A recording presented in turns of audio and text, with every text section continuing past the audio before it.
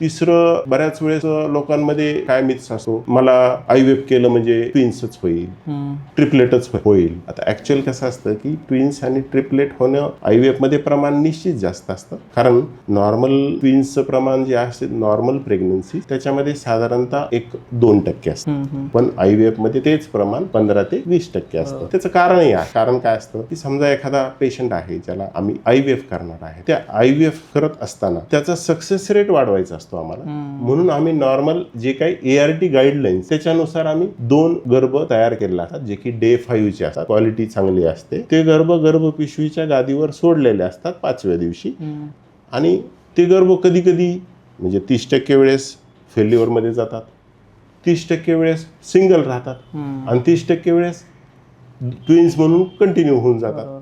आता कधी कधी ट्रिपलेट मागचं कारण असतं की एखाद्या पेशंटचा एकच गर्भ आहे, तो एक्स्ट्रा आहे, मग आम्ही अशा वेळेला तिसराही गर्भ सोडतो.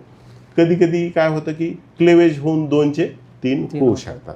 पण प्रॅक्टिकली जरी ट्विन्स असलं किंवा ट्रिपलेट असलं तरी त्याला आता सध्यामध्ये आम्ही एम्ब्रियो रिडक्शन नावाची एक प्रक्रिया असते, छोटी आणि सोपी प्रक्रिया असते. काय 1 दिवस पेशंटला ॲडमिट राहावं लागतं.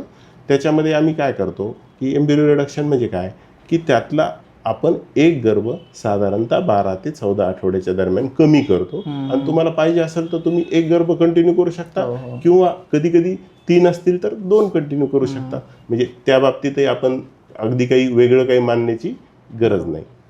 तिसरा पार्ट असतो की एक डॉक्टर तुम्हाला म्हणजे आता 2 मुली आहेत बाबा मला, मग आता मला IVF करायचं आहे, मी आता तुम्ही म्हणताय तेवढी फीस देतो आणि मला आता मुलगाच द्या.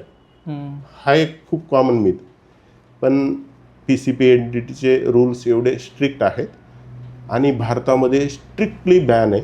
ही गोष्ट लिगली कुठंच होत नाही आणि कुणी करतच नाही.